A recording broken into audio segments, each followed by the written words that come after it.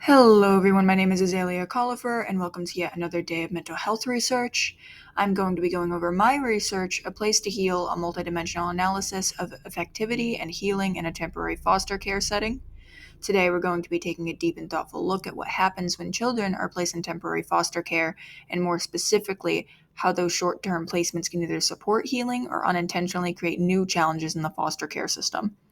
This is a multidimensional analysis, meaning we'll be pulling together evidence from different disciplines such as mental and emotional health, social relationships and cultural identity, environmental stability, and systemic structures and policies. In the slides ahead, we're going to be exploring what makes that kind of healing possible, what stands in the way, and what we can do individually and systemically to make foster care more effective, more empathetic, and more human, and most importantly, for some people, how can you be the best foster parent you can be?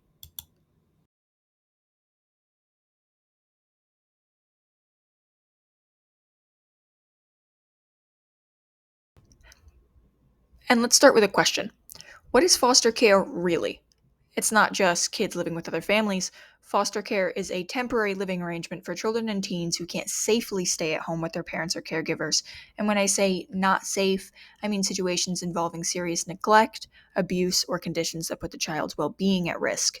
Now, this isn't just an informal arrangement, it's part of the child's welfare system, a legally constructed support network meant to keep kids safe while working towards a more permanent solution.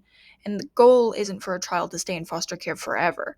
Instead, the system aims to ensure their safety while working towards other, more permanent plans, like adoption, guardianship, or independent living for older youth.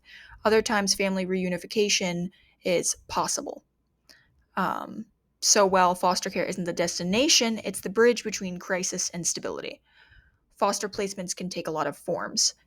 Sometimes the foster child is placed with a relative, which is called kinship care, or they might live with a licensed foster parent who isn't related but has been trained and approved by the state to be able to provide care for foster children.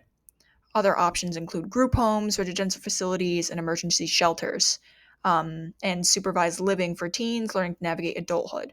These are more commonly known or referenced as orphanages. The emotional core of it, though, is that most children entering foster care are doing so with usually deep emotional wounds. They're not just adjusting to a new home, but they're carrying trauma, loss, confusion, and often fear. Some have been through extensive abuse, and others have lived with neglect, instability, or dangerous environments. And even those not coming from obvious harm, in some cases, being separated from your family, no matter the reason, for some children is traumatic. And according to the American Academy of Pediatrics, um, as these children often experience multiple forms of trauma, recovery doesn't come from just being somewhere safer, it comes from stability, support, and emotional healing. And that's where foster parents come in. Good foster care isn't just the roof over the child's head, but it's a chance to feel safe enough to start healing. Foster parents can offer empathy, structure, and connection to help rebuild that trust that they didn't have before. The American Academy of Pediatrics, or the AAP, puts it simply: foster parents have the power to help a traumatized child heal. Making a difference can last a lifetime. And while being a foster parent is hard, it does ask for a lot. But the impact of even a short term placement, when done correctly, with understanding and care, can be lifelong, and it can change the whole trajectory of their lives. Okay, so now that we know what foster care is, let's talk about why this matters. And not just in the general sense of kids need help, but specifically when it comes to temporary placements and how they affect children's emotional and psychological health. This research focuses on a very specific question, in which how effective are emergency or short term foster placements, not just at meeting a child's basic needs, but at helping them emotionally stabilize, build trust, and even start healing from their trauma. Now, these kinds of placements are sometimes overlooked. They're often seen as just holding spots, a place to land in a crisis before something more stable is found. But here's the problem: trauma doesn't just pause just because the placement is temporary. Even in short term, the quality of care, the emotional tone of the home, and the caregiver's response to trauma can make a major difference, which brings us to the real core of this. Children in these placements often arrive carrying significant emotional burdens. They may have been separated from siblings, moved abruptly, or coming from extremely abusive or neglectful environments. This means that the first people they interact with after the removal, aka their emergency foster care parents, can either be a step towards healing or just another layer of damage. This research looks at how these children form and or struggle to form attachments with their short-term caregivers. What helps a child begin to trust someone new? What gets in the way? And how can caregivers create a space that feels safe enough for a child to start to heal, even if they're only together for a short time? It turns out the answer lies in not just the logistics of the foster care, but in the emotional and mental health and how those things are shaped by relationships, environments, and the people around them. So while this topic primarily falls under the category of emotional health, it also intersects with other dimensions, such as their social health, because this is deeply tied to a child's ability to form relationships and feel a sense of belonging. And then there's environmental health, because the structure, predictability, and the emotional tone of a caregiving environment can shape how a child perceives their world as dangerous and chaotic or as safe and consistent. And it gets even more interesting when you think about how it's not just the child, but it's also the foster parent. Their sensitivity, emotional awareness, motivation, and training can shape a child's ability to open up and feel seen and begin to process what they've been through. Because while a short-term placement can't erase trauma, it can be a meaningful start to recovery if the environment is emotionally intelligent, calm, and consistent. So that's why the topic matters. Because if we know how to make even a brief placement emotionally supportive and trauma aware, we're not just improving the system, but we're giving children who are already hurting a better chance to trust again, connect again, and eventually heal again. Okay, so now that we know this issue is important in theory, but what about in practice? Does research actually show that emotional environments in foster care truly affect kids' well-being? To answer that, let's look at a quantitative study from the Journal of Family Violence, which is a peer-reviewed academic journal published by Springer Publishing, with the research attributed to Stone et al. The journal focuses on clinical research across fields like psychology, sociology, and social work, so it's a serious, high-standard source. The study specifically looked at the emotional atmosphere in foster homes and how it affects the mental health of the kids in the care. It explored two main emotional dimensions. Number one being family cohesion, aka how emotionally close and supportive the home feels to both the child and the foster parent.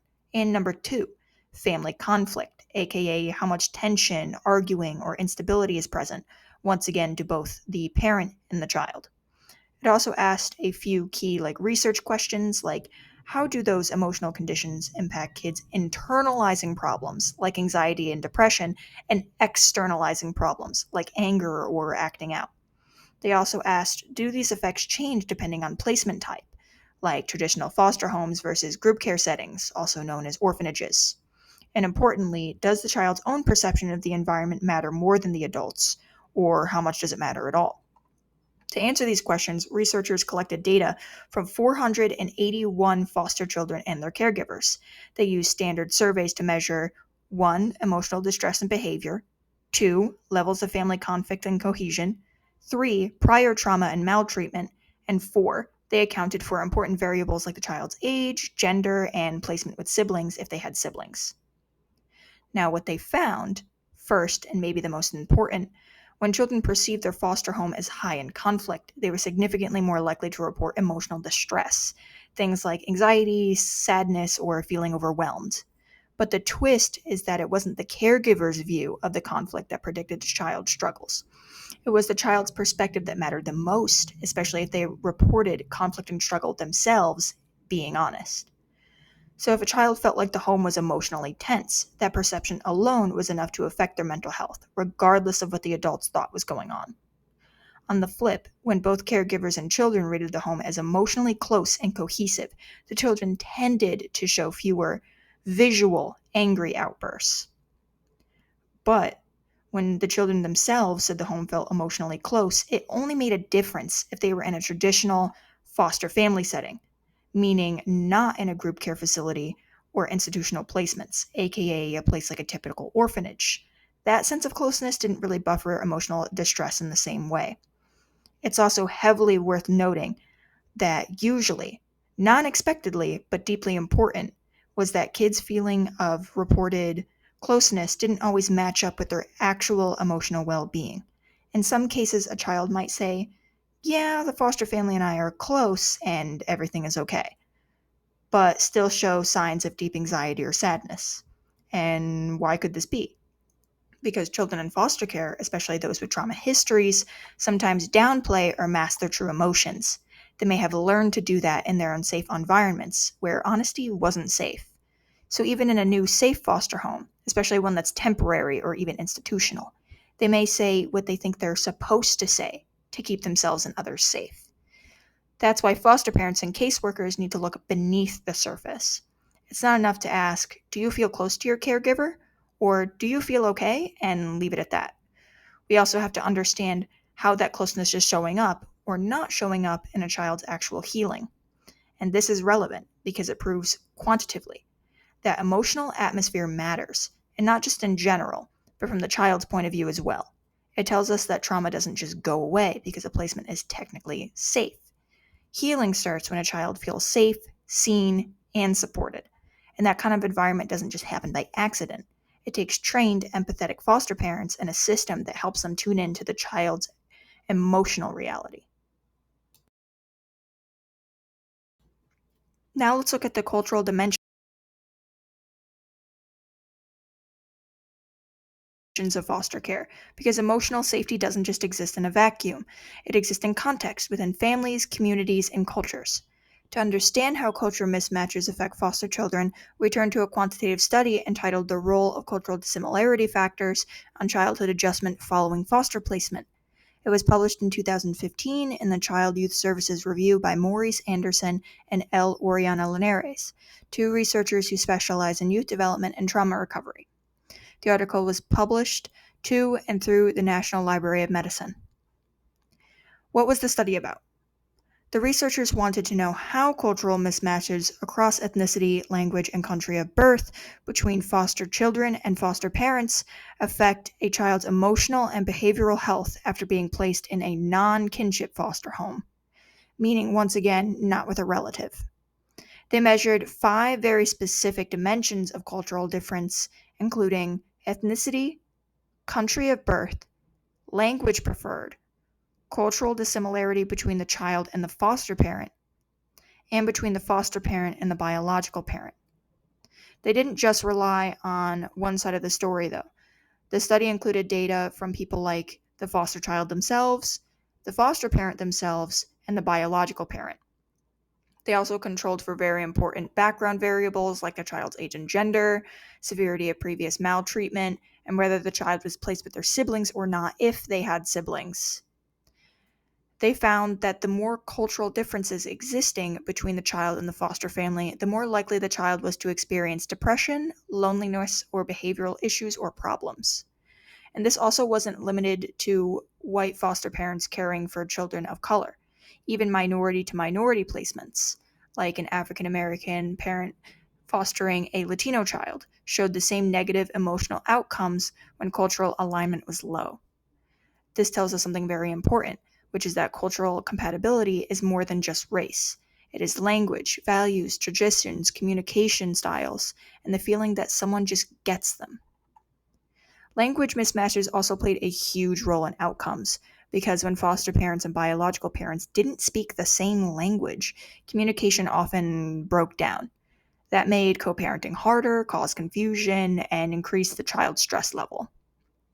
The way to find a solution to this problem is by making culture a part of the child's care plan from the very beginning and not something added in later. However, a common question often raised in foster care environments, especially with foster parents, is, with so much going on, therapy, trauma, appointments, why should cultural identity be a priority? And the answer lies in the established connection between cultural identity and mental health, particularly for children of color living in homes where they feel they are racially or culturally in the minority. Many foster parents, including Laura, a foster parent partner, and which we will talk about her more in the next upcoming slide, can tell you there are many and several reasons why cultural identity should be in foster care healing. When cultural identity is overlooked, emotional stress tends to increase, even when caregivers have good intentions. The absence of cultural reflection can lead to a deeper sense of disconnection or invisibility for the child.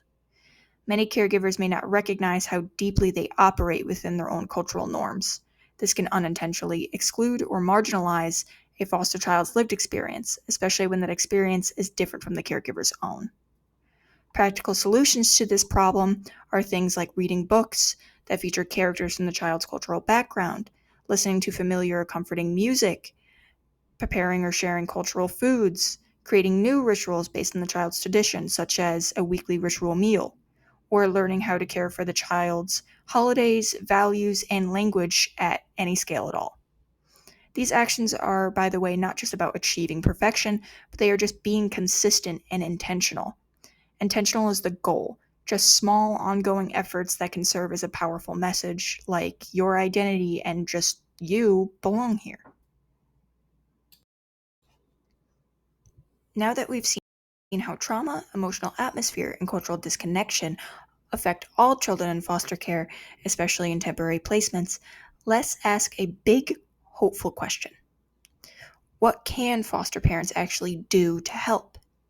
To answer that, we turn to a qualitative source that offers something that hard data alone cannot, which is firsthand experience and practical wisdom. This source comes from a video on the YouTube channel called Laura, Foster Parent Partner. Laura is an emergency foster parent with years and years of hands-on experience. In this particular video, she's joined by therapist Brianna, a family therapist who works with children who have experienced trauma.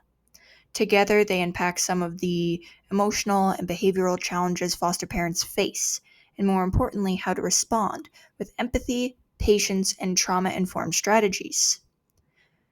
The video explores 3 main behaviors that foster parents often face. 1, including sensory overload, aka when children or adults feel overwhelmed by sights, sounds, or physical sensations. Number 2, parentification, when a child takes on adult responsibilities far too early, often from growing up in neglectful or survival environments. This can also pass on to them taking care of their siblings. And 3, escalations, which are known as intense emotional outbursts that may seem random, but are often rooted in fear, confusion, or are triggers from past trauma. The goal of their conversation or of their podcast is not just to explain these behaviors, but to reframe them, not as bad or difficult, but as survival responses, and to offer foster parents tools for supporting a child who may be acting out because they're scared or because they're lonely or because they're sad, and not necessarily because they're misbehaving. And this podcast is really helpful because it brings on 2 different speakers from 2 different lenses. For example, Laura adds real life stories from her own time as a foster parent and what these issues look like in actual real life households and how to respond without making things worse. While Brianna offers a clinical therapeutic perspective, explaining how trauma affects the brain and the nervous system.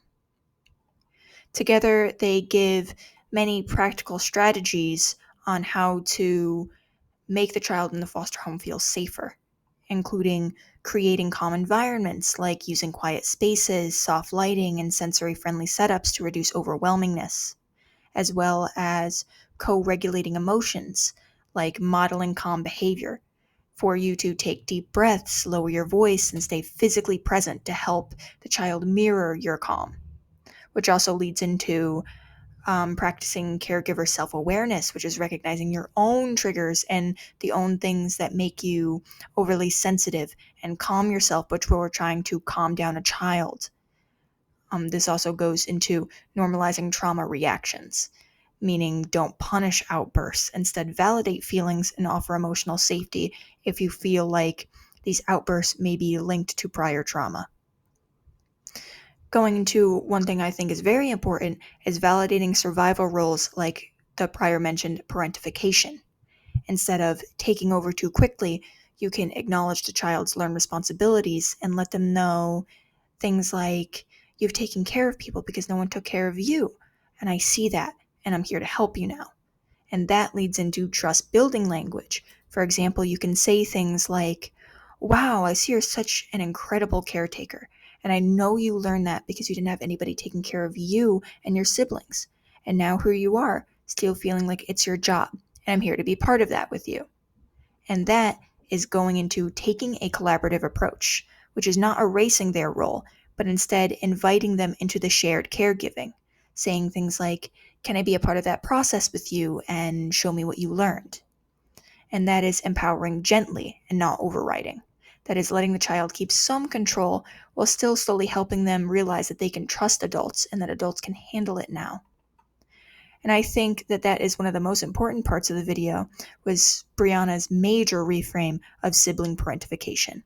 She explained that some kids aren't just playing mom or dad, but they believe that keeping others like their siblings safe was the only reason they survived.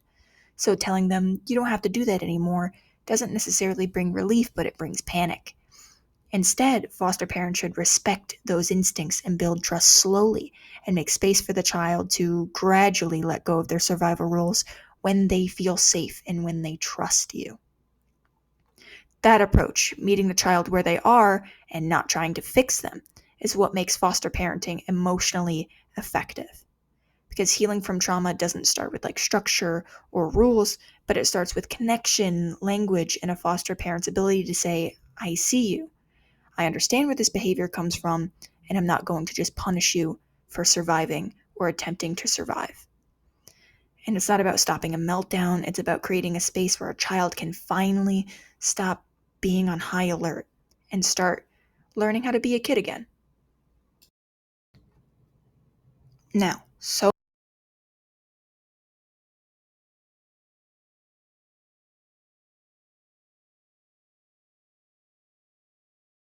far we looked at how trauma shows up in foster care, what children need to begin healing, and how foster parents can respond on a personal level. But now, let's zoom and ask, is there a structured, scientific, validated model that teaches foster parents how to do this well, especially in a temporary or emergency placement? And yes, there is. And one strong example of that is the trauma systems therapy foster care, also known as the TSTFC model. And where does this model come from? Well, the TSTFC model is reviewed and recommended by the California Evidence-Based Clearinghouse for Child Welfare, also known as the CEBC, which evaluates programs for their effectiveness in supporting child welfare outcomes. The model was developed to help foster parents, as well as caseworkers and agencies, become more trauma-informed in a system-wide way. Meaning this isn't a theory, but it's a manualized training program that gives foster parents specific tools for supporting children who've experienced trauma. The model itself focuses on the intersections of a child's A, emotional functioning, B, behavioral functioning, and C, their environment, meaning their relationships, home structure, and their access to support. In other words, it doesn't just look at the child in isolation. It looks at how the child's behaviors and emotional state are shaped by the adults and the systems around them. And that's quite important because foster care doesn't exist in what other people may call a bubble, but it exists in a web of people, paperwork, stress, and often all that comes with very little support. The TSTFC model includes both hands-on group training for both foster parents and the child welfare caseworkers. And the training isn't vague or abstract, but it's actually highly interactive and includes things like printed tools, role-playing or discussion activities, homework assignments that caregivers can actually use with the children in their care, as well as things like games and other supporting documents. It's also very flexible, as agencies can deliver the training as well as for shorter sessions or full-day extensive activities that can be done anywhere. And that flexibility is really important, especially for foster parents working in the short-term or emergency care where time can be somewhat limited, but the emotional needs of the child are urgent. The model also doesn't assume that foster parents just know how to deal with trauma. In fact, it begins with the idea that some foster caregivers might be under stress, lacking formal training, or even struggling with their own emotional regulation. And that's okay, because the program is designed to help build those skills through structure and support. It's not about perfection, but it's about growth, awareness, and real-time problem solving. The TSTFC model doesn't just stop once the training ends.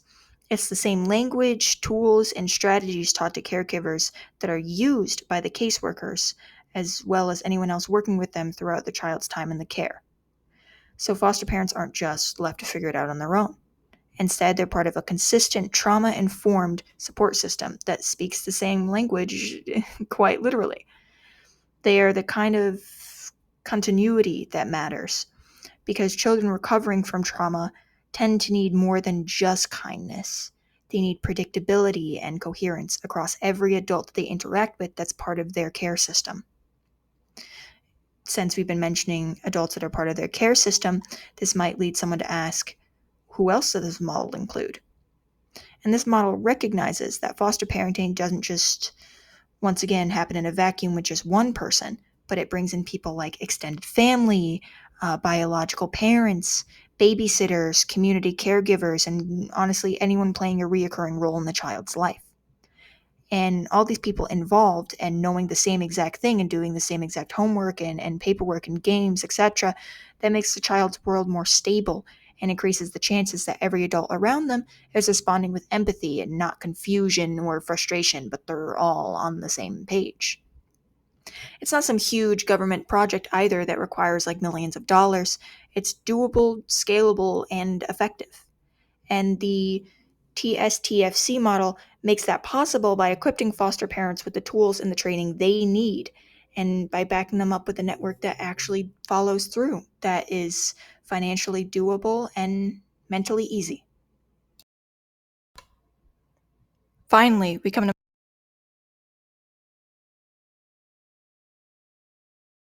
my final slide on this research that is major to aiding foster care, one I like to call a call to action, meaning foster parent systemic and financial support. Because here's the thing, you can't talk about effective foster care without first talking about support systems, and that includes financial, emotional, and structural aid. Because even the most compassionate, patient, and trauma-informed foster parent can't operate alone. And when the system fails to support the caregivers, it also fails the kids too. And according to the America First Policy Institute, also known as the AFPI, foster parents are often under significant financial stress, receiving only a basic stipend to cover a child's needs. And that stipend often falls well short of what they need, especially when the child has special or mental health needs. Meaning, imagine you're fostering a child who has experienced trauma, who needs therapy, possibly medication, possibly specialized care, or even school accommodations. And you're expected to handle it all with minimal money, minimal support, and minimal resources.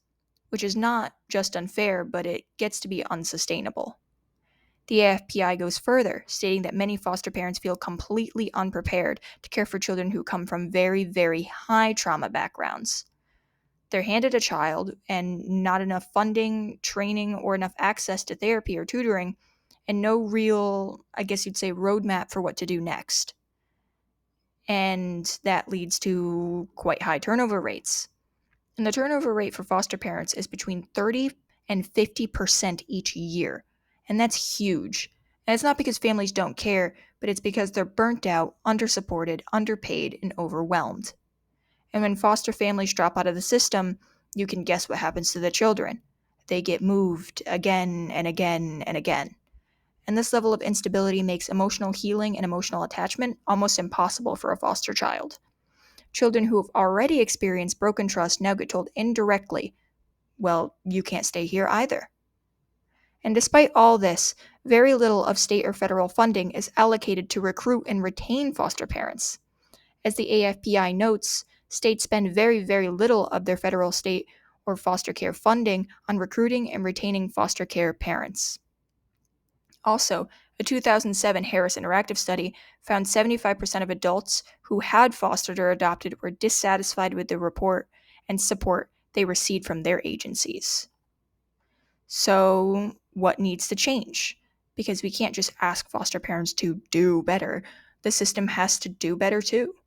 And the AFPI recommends actionable and system level solutions, including things like increased funding and stipends for families based on a child's actual specific needs, as well as targeted recruitment that matches families with children they're prepared to support, and agency staff assigned to specific foster families to provide ongoing case management, as well as better training, especially for short term and emergency placements, as well as helping foster parents connect with local community resources, and finally recognizing foster parents as partners and not just placeholders.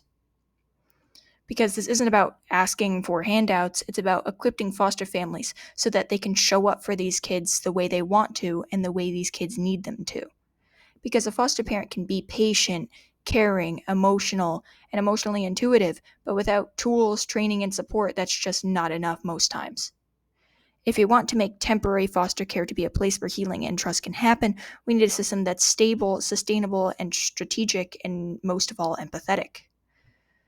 We need to support the parent, support the child, and strengthen the system, because that's how real change happens.